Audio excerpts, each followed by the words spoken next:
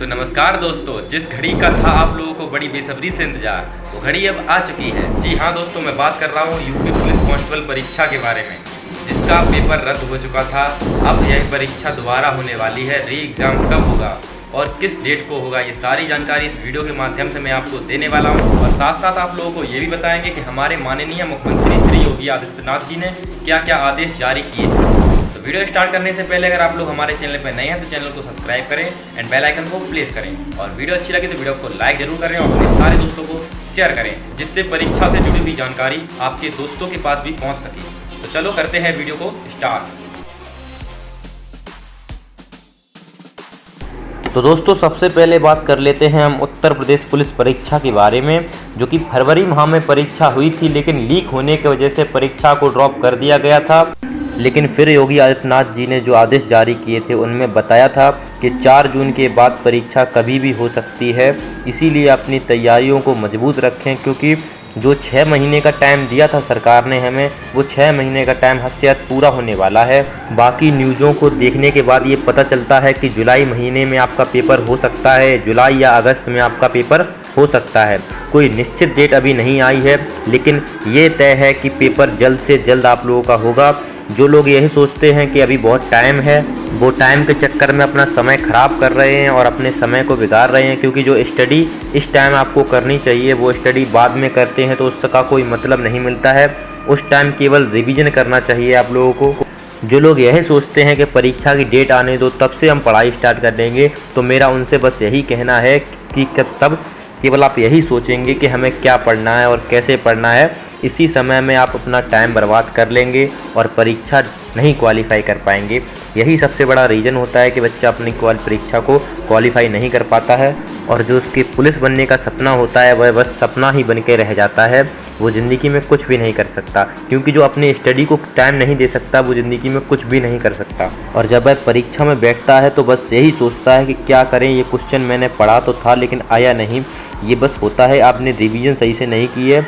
जब वक्त था आपके रिवीजन करने का तब आपने कोर्स को कंप्लीट किया है। ये सबसे बड़ी भूल होती है कि जब आपको रिवीजन करना होता है तो कोर्स की तरफ फोकस नहीं करना होता है। जो बच्चा पहले से ही तैयारी करके जाता है उसको पेपर में कोई चीज़ सोचने की ज़रूरत नहीं पड़ती है, क्योंकि वो क्वेश्चन रिवीजन के टाइम पे उसने बहुत बार देखे होते हैं, तो वो सीधा सीधा टिक मार के चला आता है। वही पेपर क्वालिफाई कर पाता है जो बच्चा रिवीजन अत्यधिक करता है, क्योंकि मेन चीज़ स्टडी होती है। जब 2 से 3 महीने पेपर के बचे हों तो आपको केवल और केवल रिवीजन करना होता है।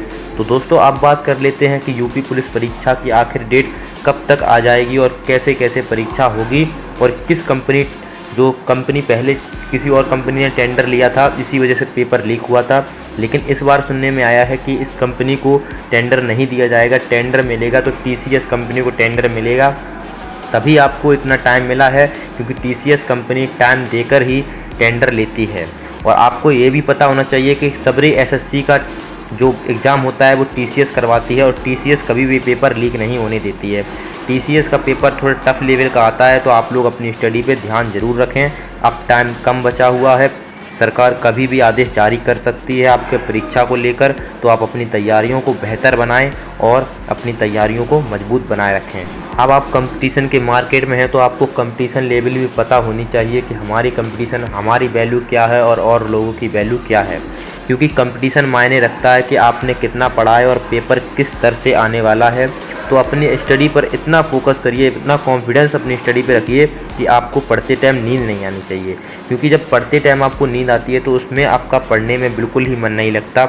हमने बहुत से लोगों को रिसर्च करके देखा है कि बहुत से लोग यही कहते हैं कि परीक्षा की डेट आने दो, फिर हम कोचिंग जाएंगे, तब से परीक्षा स्टार्ट करेंगे, क्योंकि पुलिस परीक्षा केवल 2 महीने में क्वालिफाई कर लेंगे। तो दोस्तों, आज के टाइम में ऐसा नहीं है, क्योंकि आज के टाइम में कंपटीशन कम से कम 15 से 20% बढ़ चुका है, जो कि पहले से दर से देखें तो कंपटीशन इतना नहीं था।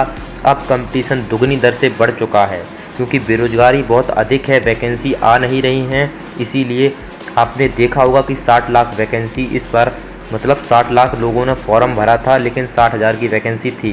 तो देख सकते हैं आप लोग, लाखों में फॉर्म भरे जा रहे हैं। इससे आप लोगों को अपनी तैयारी बेहतर बनानी है, जिससे आप लोग पेपर क्वालिफाई कर सकें और पुलिस की वर्दी पहन सकें। हर व्यक्ति का एक सपना होता है कि मुझे भी एक सरकारी जॉब मिले, तो इसके लिए आपको कड़ी मेहनत करनी पड़ेगी और स्टडी भी करनी पड़ेगी। अगर आप लोग कोचिंग नहीं जा सकते तो कोई ऑनलाइन स्टडी भी आप ले सकते हैं, जैसे कि RWA, एग्जामपुर, विजन इंस्टीट्यूट जो कि इटावा में है, विजन इंस्टीट्यूट, उसमें भी आप लोग जा सकते हैं। तो दोस्तों अब मैं आपको बताने वाला हूँ पुलिस परीक्षा के लिए कुछ महत्वपूर्ण चीज़ें, जैसे कि सबसे पहले बात कर लेते हैं मॉक टेस्ट के बारे में। तो आपको वीकली या मंथली मॉक टेस्ट ज़रूर देना है, क्योंकि मॉक टेस्ट देने से आपकी जो नॉलेज होती है वो एक्टिवेट होती है और आपको मॉक टेस्ट ऑनलाइन या ऑफलाइन कहीं भी देना ज़रूरी है। मॉक टेस्ट के बाद दूसरे नंबर पर चीज़ आती है, आपको कोई भी पुस्तक रीजनिंग की ज़रूर लेनी है।